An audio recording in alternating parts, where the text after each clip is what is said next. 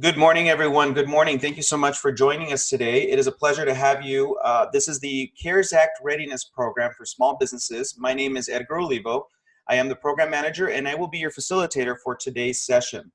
The Arizona Chamber of Commerce and Industry and the Arizona Small Business Association, ASBA, are proud to bring you the CARES Act Readiness Program for small businesses, a free training program that helps both novice and experienced borrowers navigate the federal CARES Act. With a funding available, small businesses are encouraged to prepare for the Paycheck Protection Program before it expires. ASBA and the Chamber have leveraged their network of bank members, community partners, and online platforms to connect program participants directly with lending resources.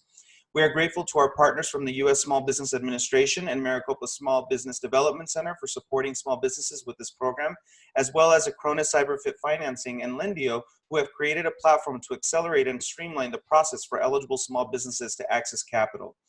We know there have been some recent updates about funding, eligibility, and especially forgiveness. With that, I am happy to share. We have our business experts on these calls, and they have the most recent information for you to take action now.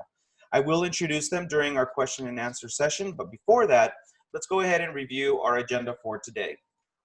So today we're going to go over our weekly CARES Act updates from the Arizona Chamber of Commerce. We have our expert panel where we will be going through some of the most frequently asked questions about the program. And at that time, we will also invite everyone who is on the call to share your questions through the chat room so that I may forward them to our panelists. Then we have a special presentation on grants and support services for small businesses in Arizona from ASBA, and they will be sharing with us some additional resources that go beyond the PPP program. The next steps, the final presentation we have is just some additional next steps and a summary of what we've learned today. And one of the great things that if you're joining this call today, you will be getting an email with all of this information in a toolkit that we will be sharing later today. So thank you so much for joining us. And let's get started with our weekly CARES Act update. I know Laura Siscomani, the Director of Development at the Arizona Chamber of Commerce, has been working very, very hard to get a lot of great information for everyone here. So let's welcome Laura. Laura, welcome to the call. Good morning, everyone. And on behalf of the Arizona Chamber of Commerce, welcome to our CARES Act Readiness Program live session. It's a pleasure to be on with you this morning. The Arizona Chamber of Commerce is the business lobby in the state of Arizona. We advocate for businesses at the state and federal levels. We've been in close contact with members of our congressional delegation throughout the pandemic and keeping a pulse on what's happening with the Paycheck Protection Program on Capitol Hill and any other economic stimulus that's being provided as well. Last week, we had a refreshing display of bipartisanship. Both the House and the Senate approved by practically unanimous consent the Paycheck Protection Program Flexibility Act. On May 27th, the House passed the Paycheck Protection Program Flexibility Act by 417 votes to 1. Then the Senate approved it by unanimous consent on June 3rd of last week, and President Trump swiftly signed PPP FA, how's that for a mouthful, on June 5th. So we're excited that this new act provides flexibility to the Paycheck Protection Program. Our friends from the Small Business Administration who are on the call today will go in more deeply in terms of what that flexibility looks like. So I won't take too much time reviewing the major changes, but something that I do want to update you on that we've been tracking is whether the Paycheck Protection Program will be extended beyond that June 30th deadline that was originally established. And through the Paycheck Protection Program Flexibility Act, that is the one thing that did not change.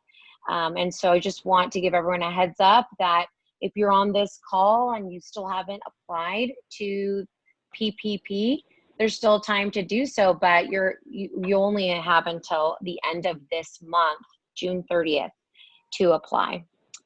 And with that, Edgar, I'll turn it back to you. Thank you so much, Laura. Thank you for that update. And I also want to remind everyone that we do have a new module updated on our CARES Act program around forgiveness, and that we have updated a lesson in there with all of the new changes. So if you want to go back and review, you're more than welcome to do so. I also want to remind folks that we have our sessions recorded, and you can go to the caresactaz.com website to find those. So if you want to catch up on some of the conversations that we've been having throughout the program, you're more than welcome to check out those additional resources. At the end of the presentation, we'll be sharing a lot more details about what you can do and who to access for more support. All right, let's go ahead and get started with our panelists. And at this time, I'd like to remind everybody that if you do have any questions, please feel free to send them over through the chat room so that I may get them to our panelists. And at the same time, if you are looking at the screen, you are more than welcome to take screenshots of what you are seeing, because on the panelist screen now, I have the contact information from our experts that you are more than welcome to contact after our session. So let's start off. You just heard from Laura Siscomani. She is the Development Director of the Arizona Chamber of Commerce. She leverages this role to fully engage partners and members across the full spectrum of research, initiatives, and programs offered by the Arizona Chamber family. So thank you, Laura, for being on this call. We also have Robin Duncan. She is the Vice President of ASBA and has resided in Arizona for more than half her life and spent over 15 years in the corporate world in hospitality, 20 years as a small business owner, and 8 years with the Arizona Small Business Association. She has vast experience in business development and large hospitality sectors and can advise on anything from sales and marketing to operating a small business. Robin, thank you so much for being a part of this call, and you will learn a lot more from Robin in her presentation later today. We also have Belinda Rosenhausler, who is a 23-year veteran of commercial real estate financing with CDC Small Business Finance, where they provide SBA 504 financing to small business owners in Arizona and Nevada. And Belinda is our SBA expert. Thank you for being on this call as well. We also have Karen Allen. Karen Allen is the Lender Relations Specialist for the Arizona District Office of the U.S. Small Business Administration. She's the Senior Area Manager. She is the Senior Area Manager for Northern Arizona for the U.S. Small Business Administration and is also the Native American Affairs Representative for the state. The U.S. Small Business Administration helps Americans start, build, and grow businesses. The SBA was created in 1953 as an independent agency of the federal government to aid, counsel, assist, and protect the interests of small business concerns, to preserve free competitive enterprise, and to maintain and strengthen the overall economy of our nation. Karen, it's a pleasure to have you. Thank you so much for joining this call. We also have Carol C.J. Johnson. She's a business advisor over at Maricopa Small Business Development Center. And the Maricopa Small Business Development Center Network provides advising, training, online courses, and resources for businesses throughout the valley. They are Arizona's largest and most accessible statewide source for assistance of small businesses, and they have been opening doors to opportunities since 1988. So we welcome CJ to our call and all of the representatives from Maricopa SBDC. All right, we're going to go ahead and start our conversation. You just got some updates from Laura, who said that there have been some changes and there's a new act called the Ppp Flexibility Act.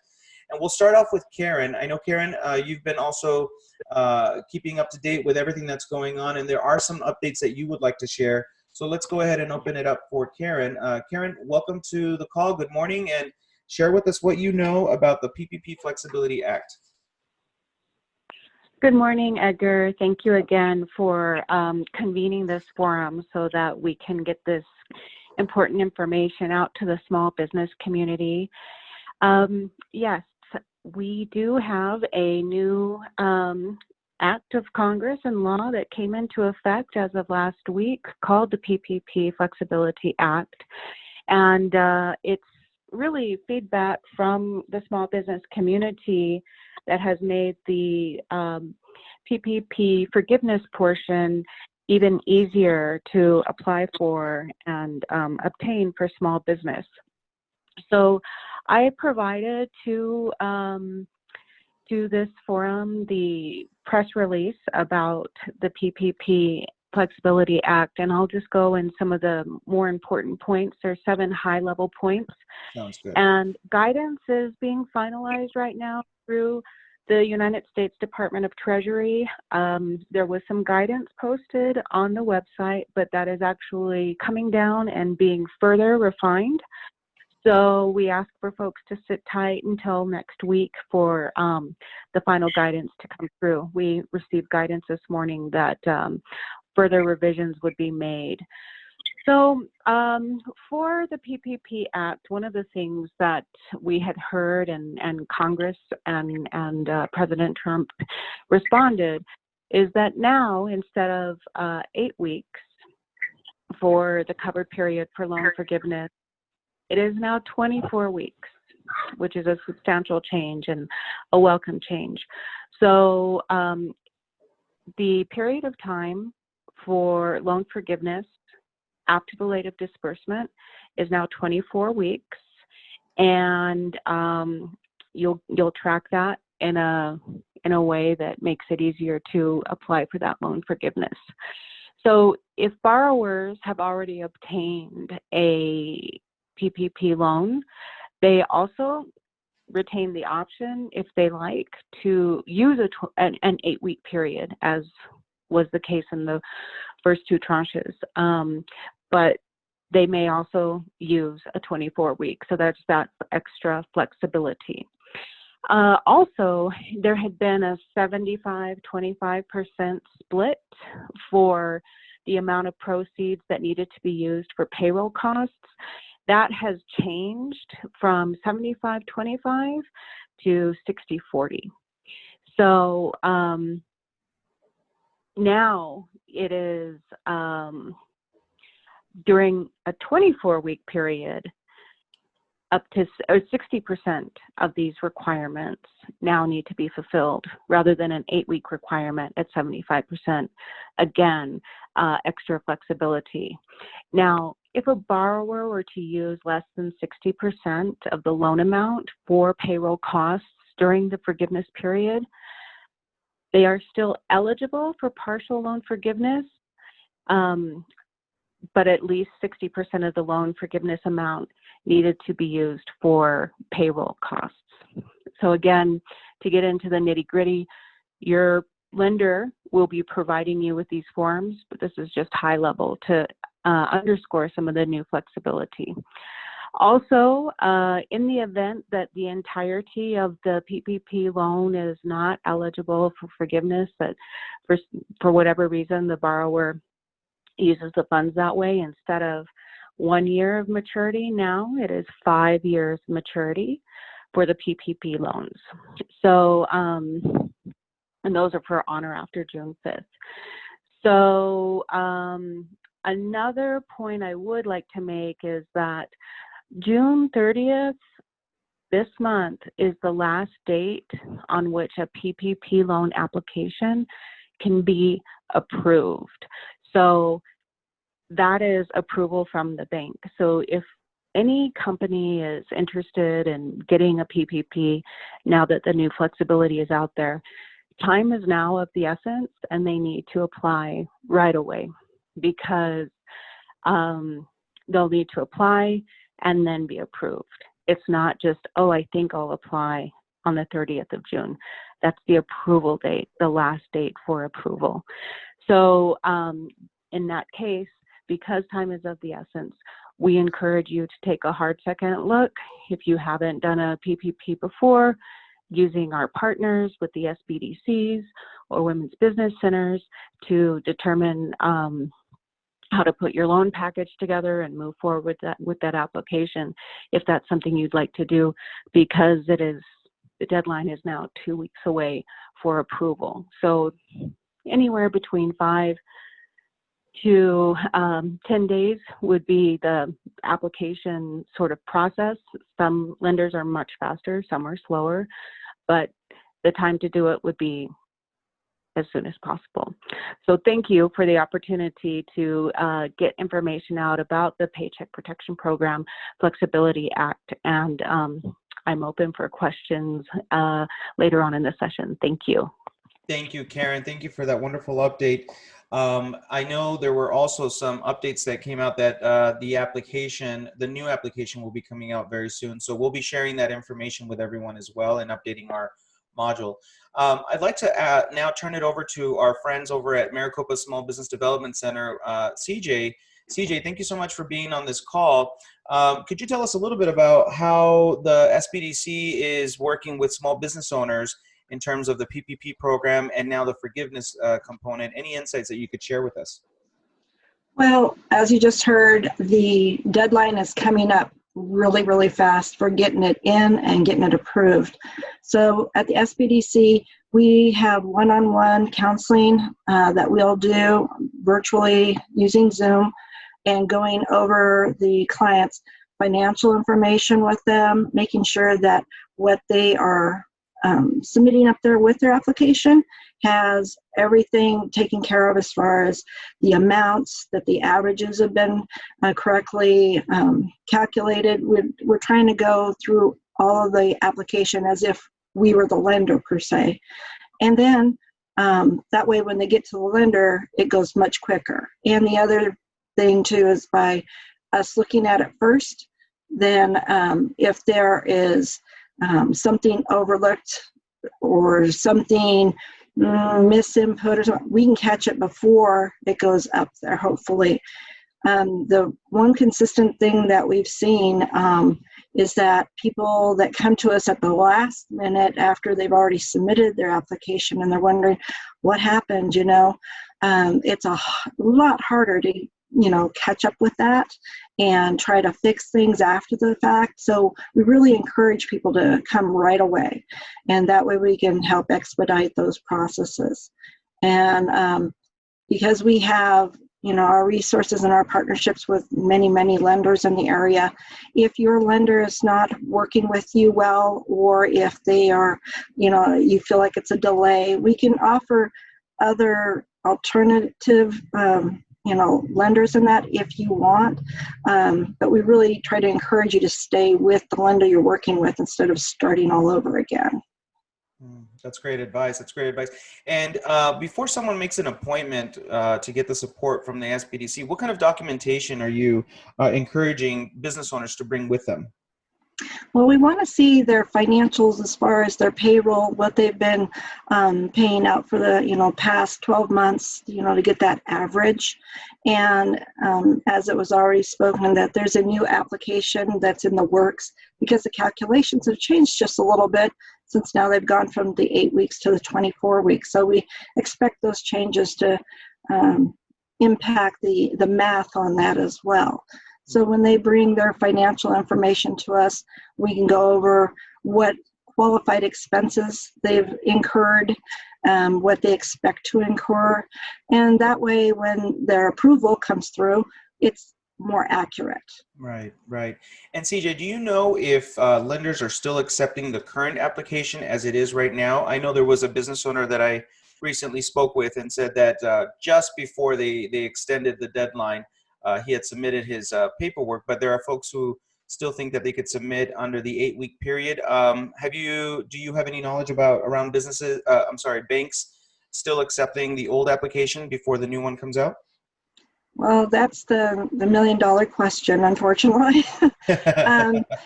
That answer changes every day. Yeah. It's like one day, one bank will be offering to do the PPP loans, and then a day later, oh, I'm sorry, we've already closed it, we're not going to do it anymore. No. And we try to really stay on top of it for our clients so that we're not misdirecting them or anything. Part of what I do at the SBDC is reaching out to our lenders on a regular basis, seeing, okay, are you guys doing it? What things do you need?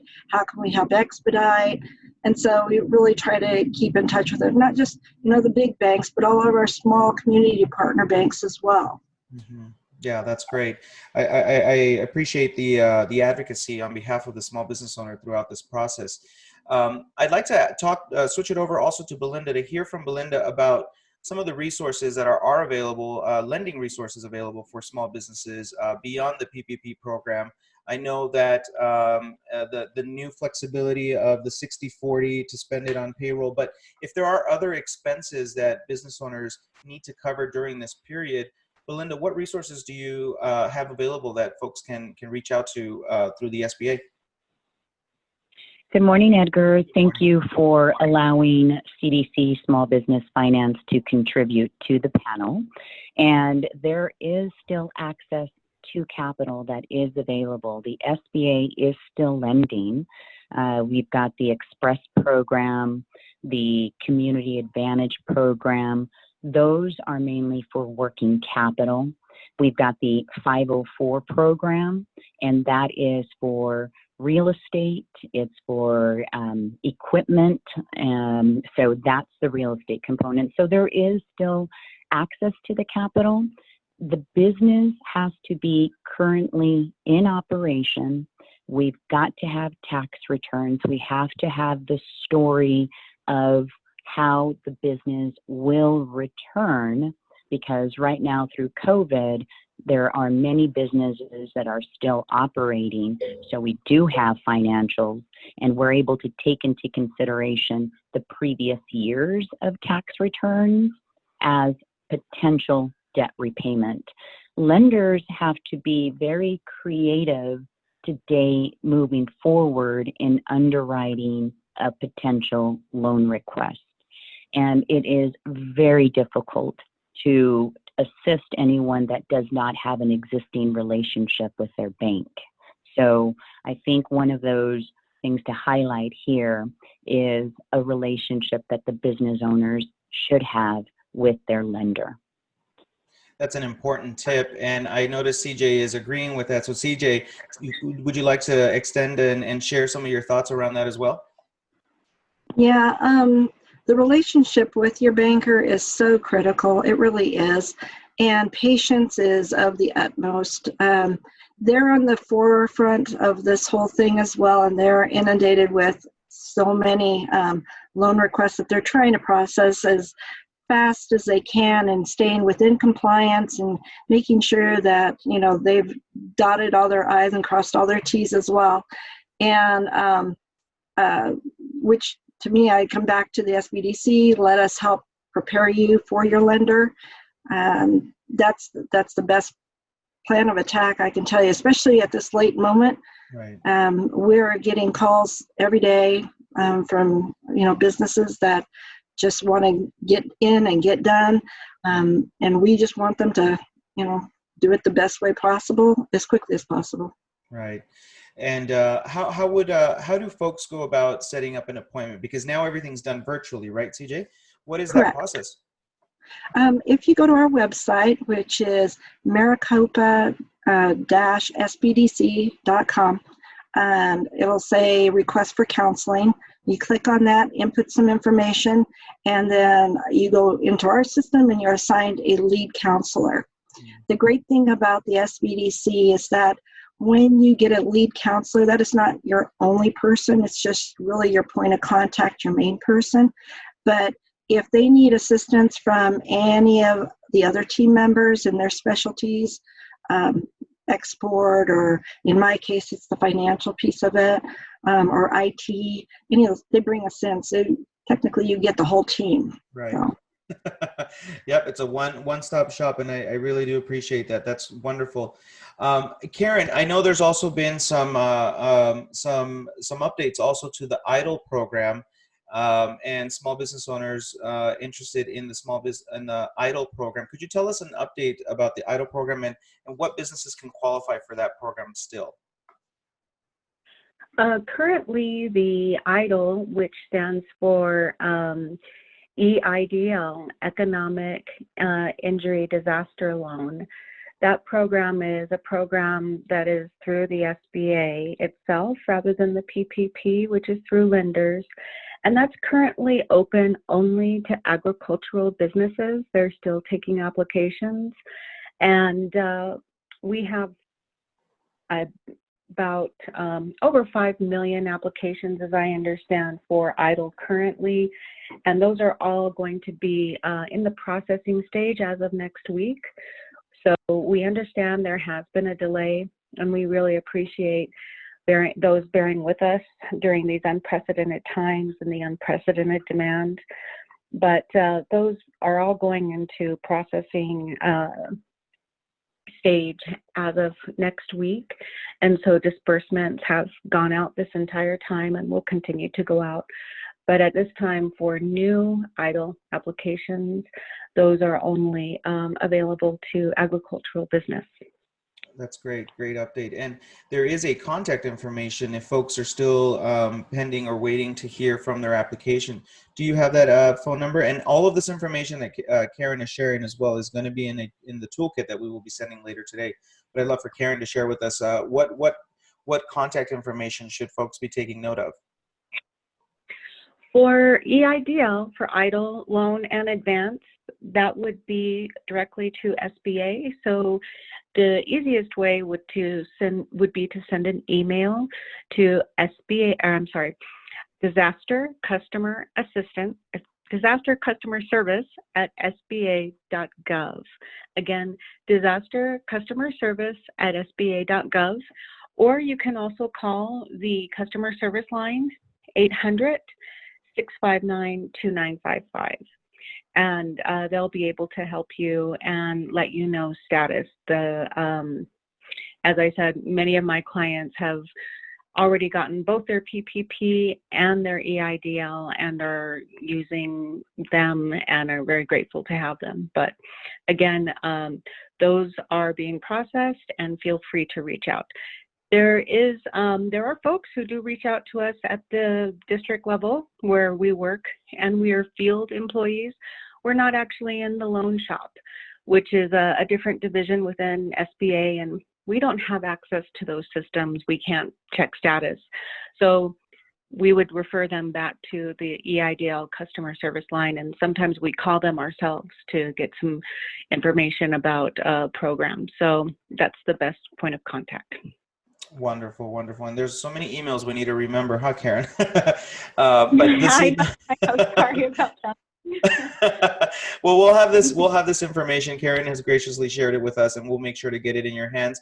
But also, the reason I asked her for this contact information is because the EIDL program, you can reach out directly to the SBA, and the PPP program would be worked through your lender. And so just so we know who to go to when we're asking questions. And so, Karen, I know you in the past you've mentioned resources as well with women's business centers. Could you tell us a little bit more about what resources are available for businesses who maybe have struggled in the past to access these services? Sure.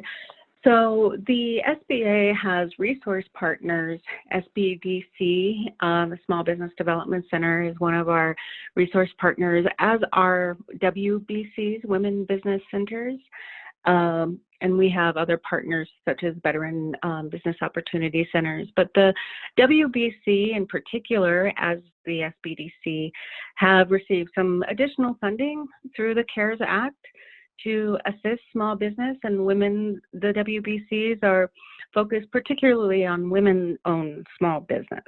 And they have resources that help folks from all levels, from ideation to startup to a mature company, or a company that even wants to move to the next level in government contracting and international business. So these are free resources available.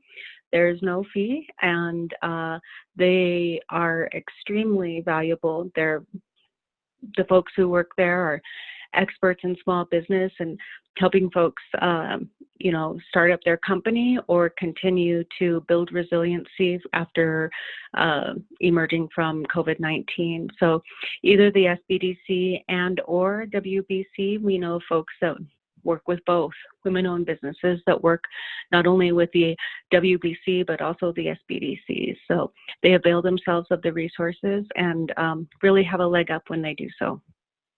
That's great. Yeah, thank you so much for sharing about that. I wanted to make sure we had some time to really talk about all the resources that are available, because there is free support for you for a program that is new and evolving and expanding its flexibility.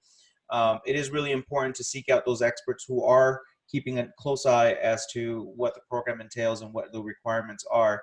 So we're very glad to have CJ and Karen on the call as well, and Belinda as well, to share us this information. And CJ, I want to kind of dive in a little bit too with some of the challenges that you've seen with small business owners, and how do they overcome them? How do you advise folks to overcome some of the challenges that they've seen through this program? Well, the one thing that we have seen has to do with the financial literacy. Yeah. A lot of businesses are really, really good at doing the business, but when it comes to the financial piece of it, maintaining their books, having P&Ls and balance sheets and all those things ready to go, we see that as being a real weakness. And so our position is really one of being proactive. So outside of COVID and even after COVID, we have always been there showing what the best business practices are as far as the financial side of it. We also offer the resources, of course, like marketing, those type of things that, are industry specific. We can look up what's going on in their industry, show them kind of what the benchmarks are. It's been very interesting to watch, the benchmarks change drastically right now. But we do have those resources that we can offer to our clients. But like I said, we're more of the proactive. We really encourage our clients to look forward to what ifs, because COVID is just one thing. There's always something else that's going to come up down the line. One other thing that we've seen, unfortunately, is that businesses not reinvesting back into their businesses. They don't have any reserves. And so we're preaching, about keeping those reserves for that rainy day. Always have that plan B, because this is just one thing. There's always going to be something else coming down the line. Right. Thank you so much for that, Karen. And I'd like to now turn it over to our friends over at Maricopa SBDC. CJ, do you have any final remarks, advice, tips you'd like to share with everyone? I kind of echo just what Karen said. Time is of the essence. Please, reach out to us as quickly as possible. Our work week is Monday through Thursday currently for the summer college hours, and but we're working long hours, 10-hour days. So we're there for you, and a lot of us we check our stuff after hours anyhow. But we've been putting in a lot of hours just so that we can make sure that we can get to everybody that's in our pipeline right now. So hurry, hurry, hurry. Thank you so much for sharing that advice. We definitely want to encourage folks to apply for the program so that they don't miss their opportunity to get these funds. And let's hear from Belinda. Belinda, what advice would you like to share with us, and some final tips? I would highly suggest to every business owner to take advantage of all of the resources that are available. Help with putting together your financials, understanding your financial statement, and the importance of a business owner to have a pulse of the business financials. So I would highly suggest all these resources that are available for free.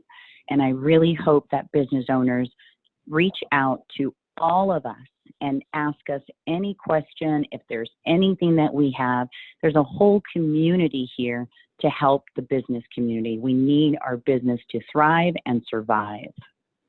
Wonderful advice. Thank you so much. And we also have Laura Siscomani. Laura, do you have any final remarks, any comments that you'd like to share with us on behalf of the Arizona Chamber of Commerce? No, we are just really encouraged that that Congress and President Trump took bipartisan action to provide small business owners the flexibility they need with the PPP loans and the forgiveness process.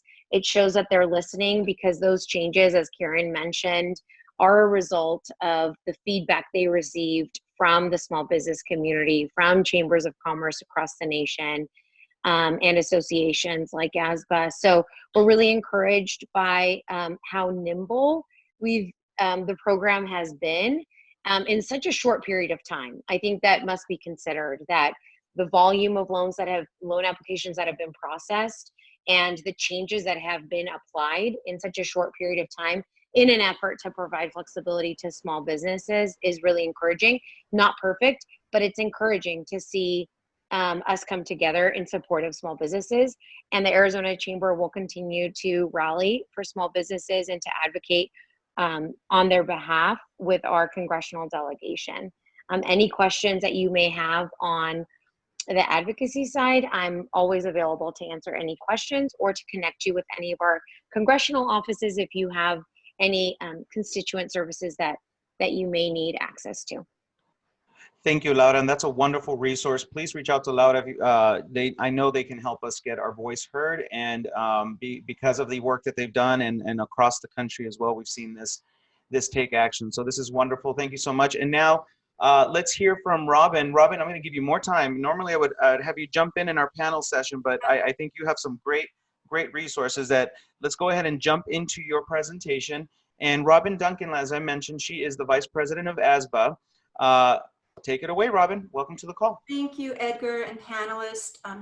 So many great resources were shared, and I'd like to also add additional ones for those that are looking for more education in returning to the workforce. ASBA has been around for over 45 years, and we've supported the small business community for many years, and we're here for you now. And some of those areas that we'd like to share with you through the Arizona Small Business Association are programs that provide you more one-on-one opportunities with speed mentoring, a program should you be looking for a CPA or an attorney or a banker or a marketing or human resource expert or so forth. Please do reach out to us. We provide that one-on-one information for you. We also continue to provide assistance in reopening through safety, marketing, human resources, and virtual selling.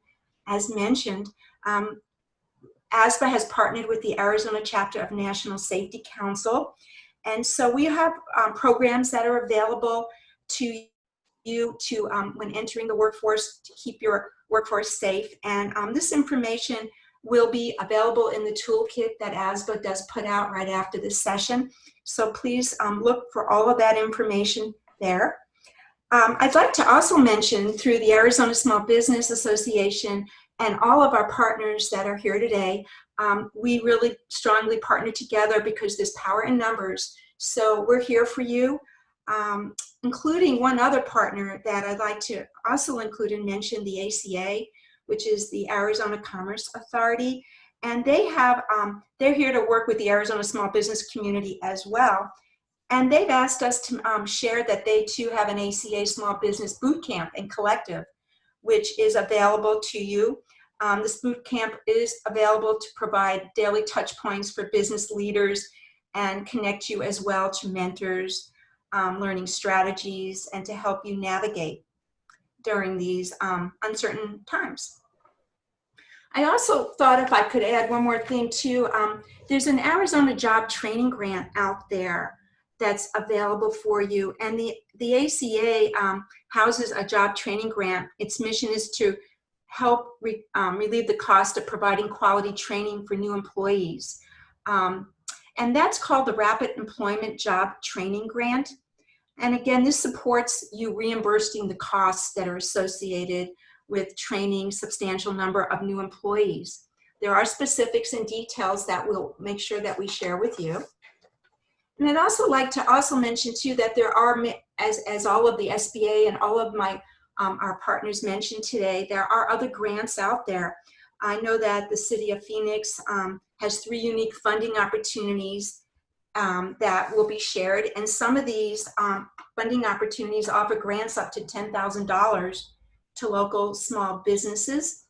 There's the Phoenix Restaurant Restart Resiliency Grant, and the City of Phoenix is offering grants up to $10,000 as well to local restaurants, mobile food service businesses, and to help with costs associated with reopening following closures. And there's the Phoenix Micro Business Resiliency Grant, offering up to $5,000 to local micro businesses. So these could be solo practitioners, entrepreneurs, early stage startup businesses as well. The Better Business Bureau has Main Street Matters Grant, and that awards between $500 to $1,000. And the Veteran Donation Fund, which will also award up to $4,900, $5,000. So I'd like to also end and let you know that the Arizona Small Business Association is here for you as well. We've set up a dedicated email It's called CARES Act AZ at asba.com. And we're just a phone call away. You can reach us at 602-306-4000. And no worry about writing all that down. That will be included in the toolkit that Emma will be sending out after this session. Thank you, Edgar. Thank you, Robin, and thank you so much. That email, once again, is caresactaz@asba.com. That is our dedicated email. So if you have any other questions offline, feel free to reach out to us through caresactaz@asba.com. We'll be sending you a toolkit, as Robin had mentioned. That is our dedicated email to help you and connect you with all of the resources that we are sharing today. All right, and if you don't have an existing banking relationship or cannot submit through your current lender, our partners at Acronis CyberFit Financing, powered by Lendio, have created a platform for us where Lendio is an online tool that will connect you to a network of approved lenders who are ready and available to process your application. There is no fee to use Lendio services, so we're very happy that they've created this landing page for us. There is a link on the page if you want to take a screenshot. Otherwise, we will definitely have it in our resource kit so that you can check that out. Remember, there is a deadline, June 30th, to apply for the PPP program. So we want to thank our partners over at Acronis CyberFit Financing for helping us with this resource. And to sum up some of the conversation that we've been having today, there's basically three scenarios that we'd like to kind of refer you to. If you've already applied for the PPP and you got approved and you got your funding, here's what you can do. We're recommending folks to have a new bank account to keep track of your funds. It's very important, as CJ was mentioning, that you want to make sure that you keep track of your finances so that you can successfully get your loan forgiven. Remember that the new changes now include a 60% goes to payroll and 40% on utilities and rent. You want to track how you spent it, what you spent it on, and when you spent it. Apply for forgiveness when the time comes. The cover period has been extended now from 8 weeks to 24 weeks from the loan disbursement date. So from the moment you got your loan, the clock starts for the covered period, and now it's 24 weeks. You also might want to file your taxes. Make sure you get those turned in. The deadline, it has been deferred until July 15th, so you still have some time to submit your taxes if you've not done so already. If you've applied and are waiting to hear about your funds, here's what you can do. We're recommending that you plan for your recovery and create new goals. As we were talking with CJ and Karen about resources available, make sure you reach out to these centers. They will help you with your plan and create new goals as you're waiting for your funds. But if you are self-employed and don't have employees, make sure to see the SBA guidelines to ensure you can qualify for any benefits such as unemployment or small business relief programs under the CARES Act. We do have the website here for the Department of Economic Security here in Arizona. If you want to take a screenshot of that, we also have it in our toolkit as well. And make sure you complete your application and you stay in touch with your bank regularly so you don't lose your spot. It was emphasized the importance and the value of having a banking relationship. So make sure that you stay in touch with your banker. If you've not applied for the small business relief, here's what to expect. We're still encouraging you to apply. The last day is June 30th, 2020. Or use Lendio to submit your application for the PPP or EIDL, and they have other programs that you can apply for as well. Gather your documents that you're going to need. You're going to need your ownership documents, your tax filings for the last couple of years, your payroll records, and any forms you may need from the bank. Check out your local Chamber of Commerce and Economic Development offices, as Robin was sharing with us earlier. There's lots of great programs out there for grants, discount programs for services, and additional educational resources to complement your learning and make you stronger as a business owner. And of course, I want to remind you to check your email for your toolkit that we will be sending later today. We do have a PPP loan forgiveness if you want to get caught up with what the process is. As mentioned earlier, the application has not been updated, but some of the formulas may have changed, but my prediction is that the application may look similar with just a couple of formulas and numbers changed. But go ahead and take a look at it so you can see what kind of information you're going to need to prepare when the time comes for the forgiveness process. And once again, thank you all so much for joining us today. Check your email. ASBA will be sending you the toolkit with all of the information that we shared today, as well as the PowerPoint that you see on your screen. Please visit all of our partners' resources: CDC Small Business Finance, ASBA, the Arizona Chamber of Commerce, the Arizona Commerce Authority, Lendio, and the Small Business Administration's website. They've all worked really hard to bring you sophisticated tools to help you and be by your side as we help small businesses access capital from the CARES Act. Thank you, partners and panelists, for your presentations today, and thank you, business owners, for showing resilience, commitment, and patience, and above all, for allowing us to help you during this time. We're here to help, and we will get through this together. I hope everyone has a wonderful weekend, and our next session is June 26th, so if you'd like to participate in that, please mark your calendar. The next session will be June 26th. Thank you all so much, and have a wonderful weekend.